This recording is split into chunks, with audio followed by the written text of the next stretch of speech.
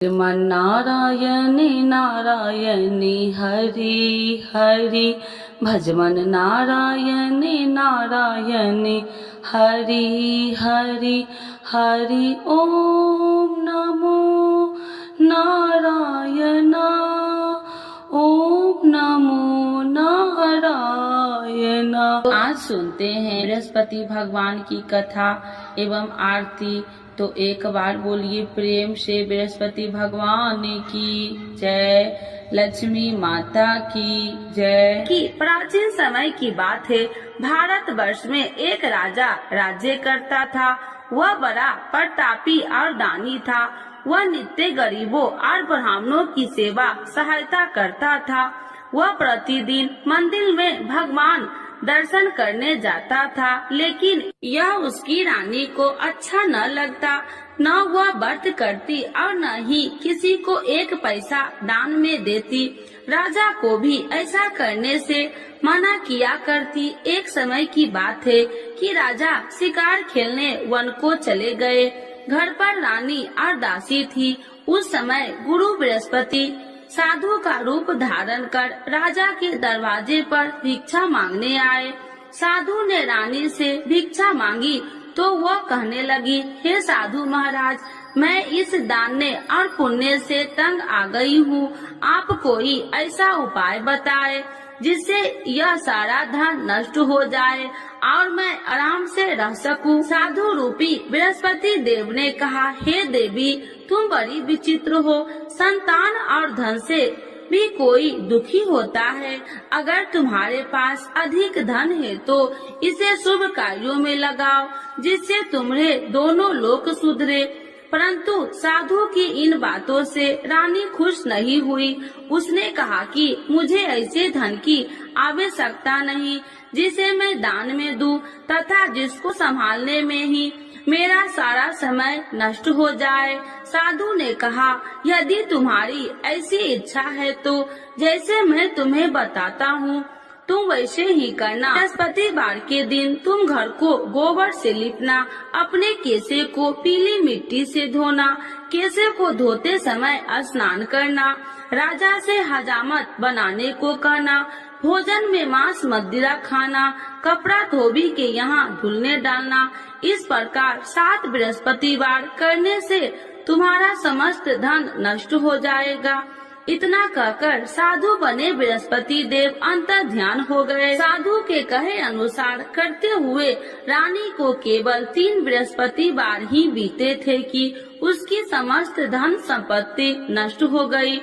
भोजन के लिए परिवार तरसने लगा। एक दिन राजा रानी से बोला, हे रानी, तुम यहीं रहो, मैं दूसरे देश को जाता हूँ, क्योंकि यहाँ पर मुझे सभी जानते हैं, इसीलिए मैं कोई छोटा कार्य नहीं कर सकता।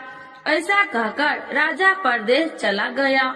वहाँ वह जंगल से लकड़ियाँ काट कर लाता और शहर में बेचता। इस तरह वह अपना जीवन व्यतीत करने लगा। इधर राजा के बिना रानी और दासी दुखी रहने लगी। एक समय जब रानी और दासियों को 7 दिन बिना भोजन के रहना पड़ा तो रानी ने अपनी दासी से कहा, हे दासी, पास ही के नगर में मेरी बहन रहती है। वह बड़ी धनवान है। तू उसके पास जा और कुछ ले आ, ताकि थोड़ा बहुत गुजर बसर हो जाए। दासी रानी की बहन के पास गई। उस दिन बृहस्पतिवार था। रानी की बहन उस समय बृहस्पतिवार की कथा सुन रही थी। दासी ने रानी की बहन को अपनी रानी का संदेश दिया, लेकिन रानी की बहन ने कोई उत्तर नहीं दिया। जब दासी को रानी की बहन से कोई उत्तर नहीं मिला तो वह बहुत दुखी हुई। उसे क्रोध भी आया। दासी ने वापस आकर रानी को सारी बात बता दी। सुनकर रानी ने अपने भाग्य को कोसा। उधर रानी की बहन ने सोचा कि मेरी बहन की दासी आई थी, परंतु मैं उससे नहीं बोली, इससे वह बहुत दुखी हुई होगी। कथा सुनकर और पूजन समाप्त कर वह अपनी बहन के घर गई और कहने लगी, हे बहन, मैं बृहस्पतिवार का व्रत कर रही थी, तुम्हारी दासी गई, परंतु जब तक कथा होती है तब तक न उठते हैं और न ही बोलते हैं। इसीलिए मैं नहीं बोली। कहो दासी क्यों गई थी? रानी बोली, बहन हमारे घर अनाज नहीं था। ऐसा कहते कहते रानी की आंखें भर आई। उसने दासियों समेत भूखा रहने की बात भी अपनी बहन को बता दी। रानी की बहन बोली, बहन देखो बृहस्पति देव भगवान सबकी मनोकामना पूर्ण करते हैं। देखो शायद तुम्हारे घर में अनाज रखा हो। यह सुनकर दासी घर के अंदर गई तो वहाँ उसे एक घड़ा अनाज का भरा मिल गया। उसे बड़ी हैरानी हुई क्योंकि उसे एक बर्तन देख लिया था। उसने बाहर आकर रानी को बताया। दासी रानी से कहने लगी, हे रानी, जब हमको भोजन नहीं मिलता तो हम व्रत ही तो करते थे। इसीलिए क्यों न इनसे व्रत और कथा की विधि पूछ ली जाए। हम भी व्रत किया करेंगे। दासी के कहने पर रानी ने अपनी बहन से बृहस्पतिवार व्रत के बारे में पूछा। उसकी बहन ने बताया, बृहस्पतिवार के व्रत में चने की दाल और मुनक्का से विष्णु भगवान का केले की जड़ में पूजन करे तथा दीपक जलाए, पीला भोजन करे तथा कथा सुने। इससे गुरु भगवान प्रसन्न होते हैं, मनोकामना पूर्ण करते हैं। व्रत और पूजन की विधि बताकर रानी की बहन अपने घर लौट आई। रानी और दासी दोनों में निश्चय किया कि बृहस्पति देव भगवान का पूजन जरूर करेंगे। 7 रोज बाद जब बृहस्पतिवार आया तो उन्होंने व्रत रखा। घुड़सार में जाकर चना और गुड़ बिल्लाई तथा उसकी दाल से केले की जड़ तथा विष्णु भगवान का पूजन किया। अब पीला भोजन कहाँ से लाए? दोनों बड़ी दुखी हुई, परंतु उन्होंने व्रत किया था, इसीलिए बृहस्पति देव भगवान प्रसन्न थे। एक साधारण व्यक्ति के रूप में वे दोनों थालों में सुंदर पीला भोजन लेकर आए और दासी को देकर बोली, हे दासी, यह भोजन तुम्हारे लिए और तुम्हारी रानी के लिए है। इसे तुम दोनों ग्रहण करना। दासी भोजन पाकर बहुत प्रसन्न हुई। उसने रानी को सारी बात बताई। उसके बाद से वे प्रत्येक बृहस्पतिवार को गुरु भगवान का व्रत और पूजन करने लगी। बृहस्पति भगवान की कृपा से उनके पास धन हो गया, परंतु रानी फिर पहले की तरह आलस करने लगी। तब दासी बोली, देखो रानी, तुम पहले भी इसी प्रकार आलस करती थी। तुम्हें धन रखने में कष्ट होता था, इस कारण सभी धन नष्ट हो गया।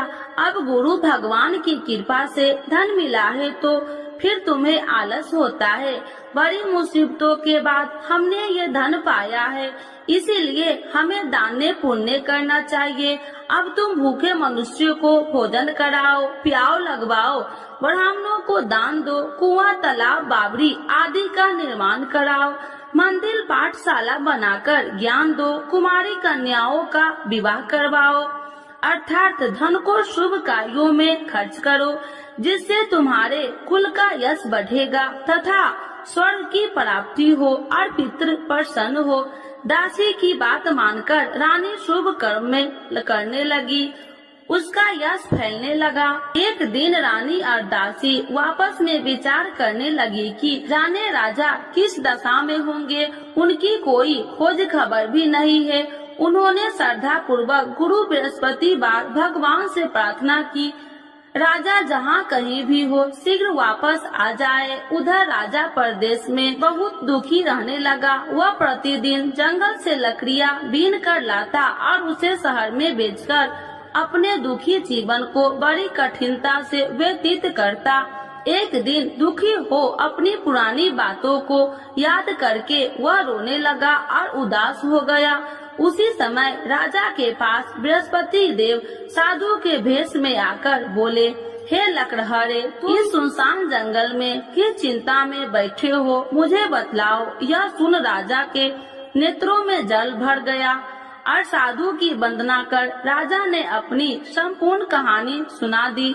महात्मा दयालु होते हैं। वे राजा से बोले, हे राजा, तुम्हारी पत्नी ने बृहस्पति देव के प्रति अपराध किया था, जिसके कारण तुम्हारी यह दशा हुई। अब तुम चिंता मत करो, भगवान तुम्हें पहले से अधिक धन देंगे। देखो तुम्हारी पत्नी ने बृहस्पतिवार का व्रत प्रारंभ कर दिया है। अब तुम भी बृहस्पतिवार का व्रत करके चने की दाल व गुड़ जल के लोटे में डालकर केले का पूजन करो। फिर कथा कहो या सुनो, भगवान तुम्हारी सब मनोकामनाओं को पूर्ण करेंगे। साधु की बात सुनकर राजा बोले, हे प्रभु, लकड़ी बेचकर तो इतना पैसा भई नहीं बचता जिससे भोजन के उपरांत कुछ बचा सकूं। मैंने रात्रि में अपनी रानी को व्याकुल देखा है। मेरे पास कोई साधन नहीं जिससे उसका समाचार जान सकूं। फिर मैं कौन सी कहानी कहूँ, यह भी मुझको मालूम नहीं। साधु ने कहा, हे राजा, मन में बृहस्पति भगवान के पूजन व्रत का निश्चय करो। वे स्वयं तुम्हारे लिए कोई राह बना देंगे। बृहस्पतिवार के दिन तुम रोजाना की तरह लकड़ियाँ लेकर शहर में जाना। तुम्हें रोज से 2 गुना धन मिलेगा, जिससे तुम भली भांति भोजन कर लोगे तथा बृहस्पति देव की पूजा का सामान भी आ जाएगा। धीरे धीरे समय व्यतीत होने पर फिर बृहस्पतिवार का दिन आया। राजा जंगल से लकड़ियाँ काटकर शहर में बेचने लगा। उसे उस दिन और 2 दिनों से अधिक धन मिला। राजा ने चना गुड़ आदि लाकर बृहस्पतिवार का व्रत किया। उस दिन से उसके सभी कलेश दूर हुए। परंतु जब अगले गुरुवार का दिन आया तो वह बृहस्पतिवार का व्रत करना भूल गया। इस कारण बृहस्पति भगवान नाराज हो गए।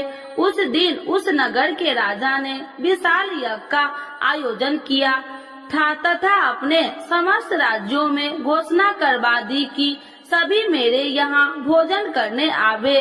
किसी के घर चूल्हा न जले। इस आज्ञा को जो न मानेगा उसको फांसी दे दी जाएगी। राजा की आज्ञा अनुसार राज्य के सभी वासी राजा के भोजन में सम्मिलित हुए, लेकिन लकड़हारा कुछ देर से पहुंचा, इसीलिए राजा को उसको अपने साथ महल में ले गए।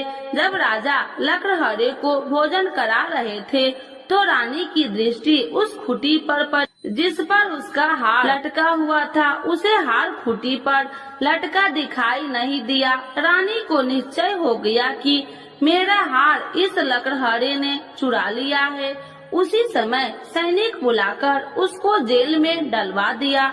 लकड़हारा जेल में विचार करने लगा कि जाने कौन से पूर्व जन्म के कर्म से मुझे यह दुख प्राप्त हुआ है, और जंगल में मिले साधु को याद करने लगा।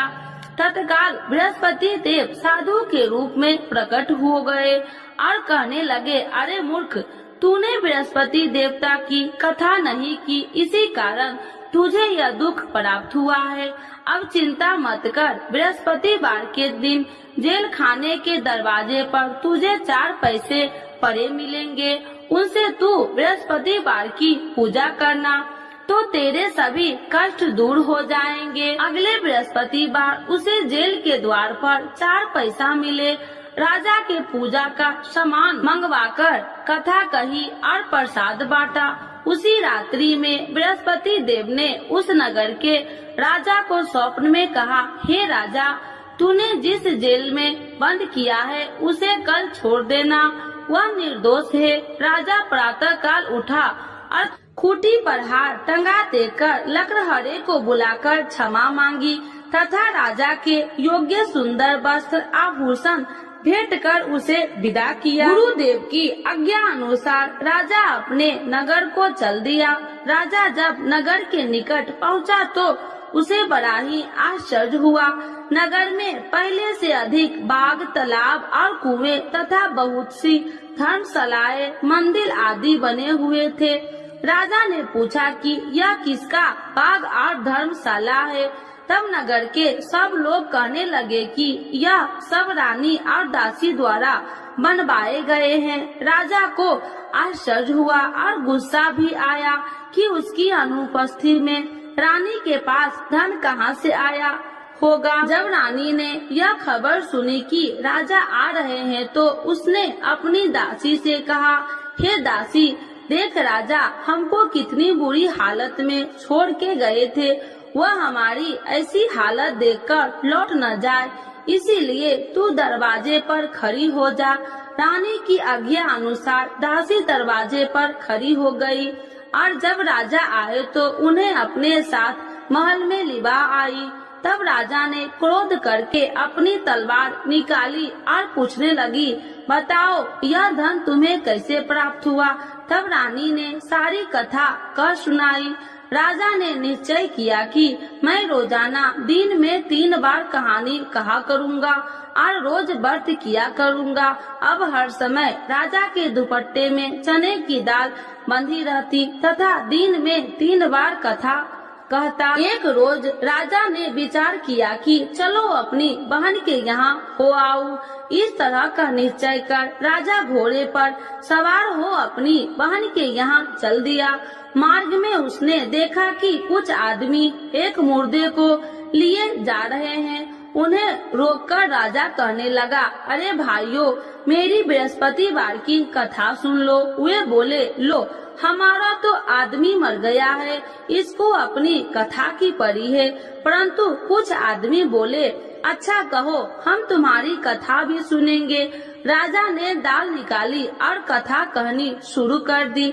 जब कथा आदि हुई तो मुर्दा हिलने लगा और जब कथा समाप्त हुई तो राम राम कह के वह मुर्दा खड़ा हो गया। राजा आगे बढ़ा, उसे चलते चलते शाम हो गई। आगे मार्ग में उसे एक किसान खेत में हल चलाता मिला। राजा ने उसे कथा सुनने का आग्रह किया, लेकिन वह नहीं माना।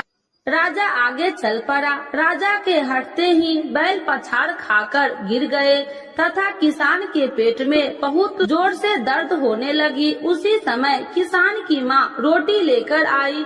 उसने जब देखा तो अपने पुत्र से सब हाल पूछा। बेटे ने सभी हाल बता दिया। बुढ़िया दौड़ी दौड़ी उस घुड़सवार के पास पहुँची और उसने बोली, मैं तेरी कथा सुनूंगी, तू अपनी कथा मेरे खेत पर ही चलकर कहना। राजा ने लौटकर बुढ़िया के खेत पर जाकर कथा कही, जिसके सुनते ही बैल खड़े हो गए तथा किसान के पेट का दर्द भी बंद हो गया। राजा अपनी बहन के घर पहुंच गया। बहन ने भाई को खूब मेहमानबाजी की।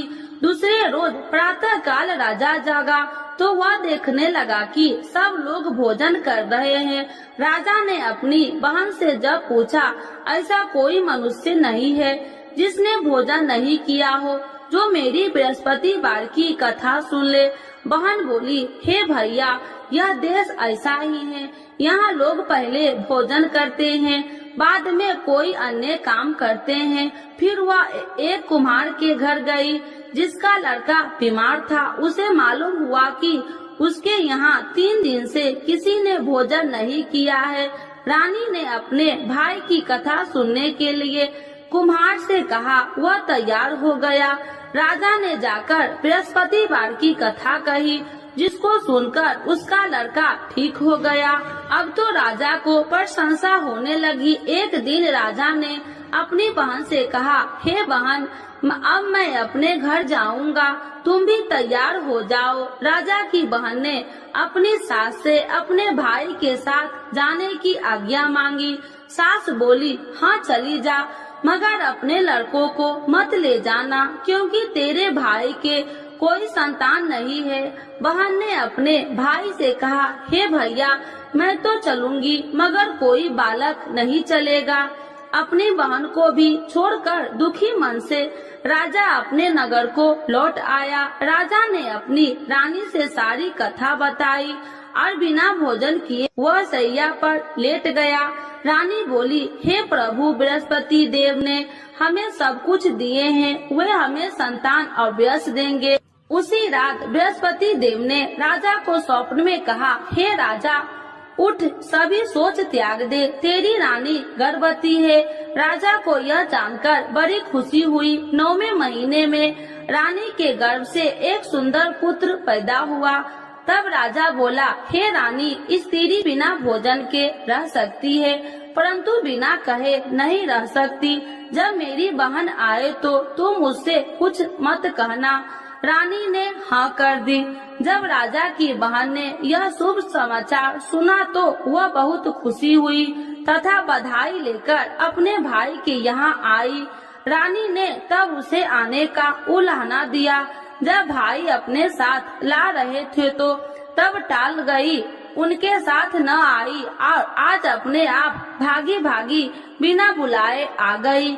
तो राजा की बहन बोली, भाई मैं इस प्रकार न कहती तो तुम्हारे घर औलाद कैसे होती। बृहस्पति देव सभी मनोकामनाएं पूर्ण करते हैं। जो श्रद्धा भाव पूर्वक बृहस्पति वार का व्रत करता है एवं कथा पढ़ता है अथवा सुनता है और दूसरों को सुनाता है, बृहस्पति देव उसकी सभी मनोकामनाएं पूर्ण करते हैं, उनकी सदैव रक्षा करते हैं। जो संसार में सद्भावना से गुरुदेव का पूजन एवं व्रत सच्चे हृदय से करते हैं, उनकी सभी मनोकामनाएं वैसे ही पूर्ण होती है जैसे सच्ची भावना से रानी और राजा ने बृहस्पति देव की कथा का गुणगान किया तो उनकी सभी इच्छाएं बृहस्पति देव जी ने पूर्ण की। अनजाने में भी बृहस्पति देव की उपेक्षा न करे, ऐसा करने से सुख शांति नष्ट हो जाती है। इसीलिए सबको कथा सुनने के बाद प्रसाद लेकर जाना चाहिए। हृदय से उनका नमन करते हुए जयकारा बोलना चाहिए। तो एक बार बोलिए प्रेम से बृहस्पति भगवान की जय, विष्णु भगवान की जय, लक्ष्मी माता की जय। आरती श्री बृहस्पति देव की। ओम जय बृहस्पति देवा, स्वामी जय बृहस्पति देवा, छीने छीने भोग लगाऊं, छीने छीने भोग लगाऊं, कदली फल में बा। ओम जय बृहस्पति देवा, तुम्हें पूरन परमात्मा, तुम्हें अंतर्यामी, स्वामी तुम्हें अंतर्यामी, जगत पिता जगदीश्वर, जगत पिता जगदीश्वर, तुम्हें सबके स्वामी। ओम जय बृहस्पति देवा, चरणामृत निज निर्मल, सब पातक हरिता, स्वामी सब पातक हरिता, सकल मनोरथ दायकी, सकल मनोरथ दायकी, कृपा करो भरता।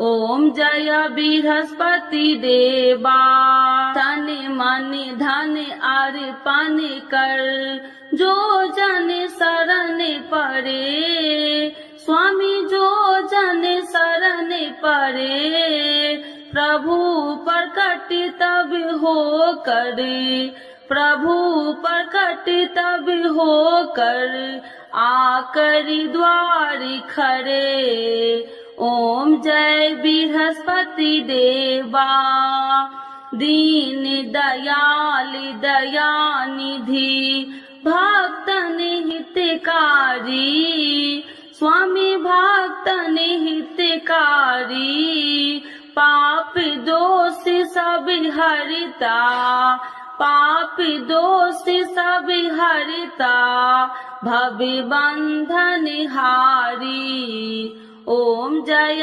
बृहस्पति देवा, सकल मनोरथ दायकी, सब संशय तारो, स्वामी सब संशय तारो, विषय विकार मिटाओ, विषय विकार मिटाओ, संतन सुखकारी।